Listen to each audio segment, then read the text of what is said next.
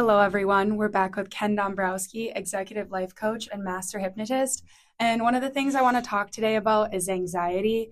I take a majority of the phone calls when it comes to people looking to come into our office for different services. And I can say almost 100% say they have anxiety and depression or both. And why do you think in today's society it's so common to have these things? Well, you're definitely right on the money there.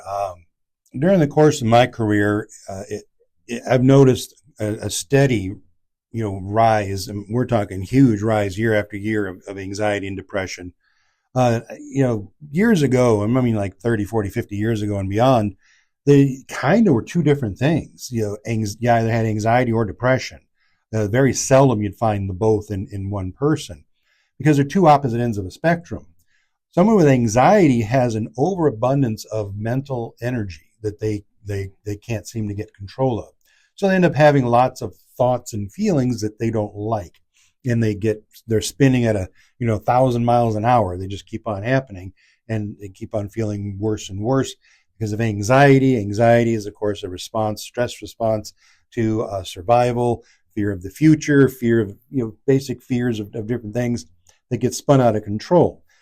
And then you have depression, which most people are familiar with, and you're just extremely sad. Life doesn't have a whole lot of meaning. A person who's depressed is going to have a lack of energy. So you see, an anxiety person has an abundance of mental energy, while a depressed person is going to have a lack of mental energy. And that also will translate into physical. So you can tell someone who has anxiety, mental energy, they're also physically like jittery and nervous and all this kind of thing. Whereas someone who's depressed, they're going to be mentally down as well as all they want to do is lay down. They want to nap a lot because they're just exhausted. So you have both of them going on in the same place, and it's like a tug of war.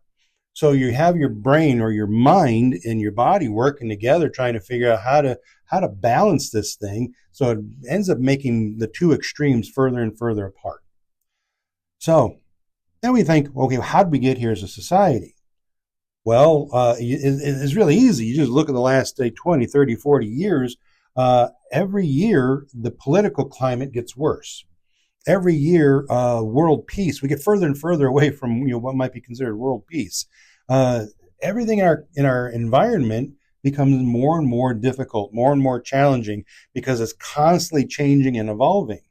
So when you have human existence for the first, say 2,000 years, from zero BC to today, the first couple thousand years or under 2,000 years, you had very little change, very little social evolutionary change. It was very slow growth.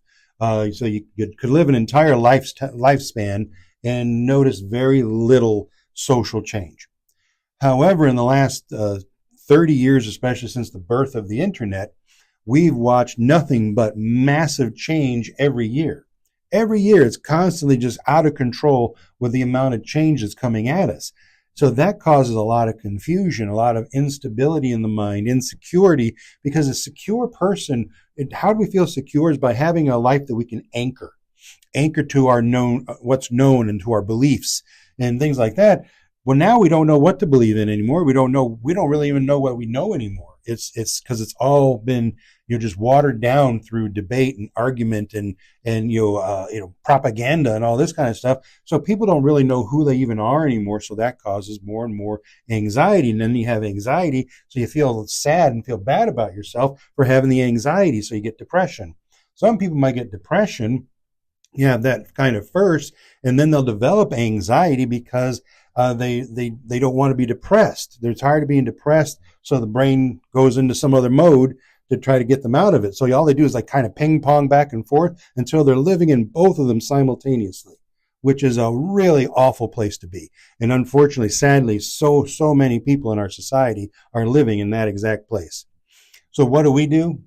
As a life coach and hypnotist, we sort through all of your life issues, all the stuff that got you here, and let them go through a series of exercises and techniques, including hypnosis, neurolinguistic programming, just to name a couple, to help let go of those things that we're holding on to, the feelings, the beliefs that are out of date, the things that are not resourceful to us, outdated programs that aren't working for us anymore because it's been changed so many times, still clinging to stuff when you were a child.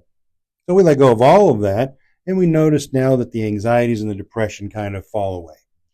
So it really becomes important to identify what's going on so you know where to go with it. But you're absolutely right. Yeah, thank you for all the work that you do, taking all those phone calls from people who are having those issues, because it's a lot. Do you need help working through your anxiety and depression? Call us today and set up a free consultation to start your journey.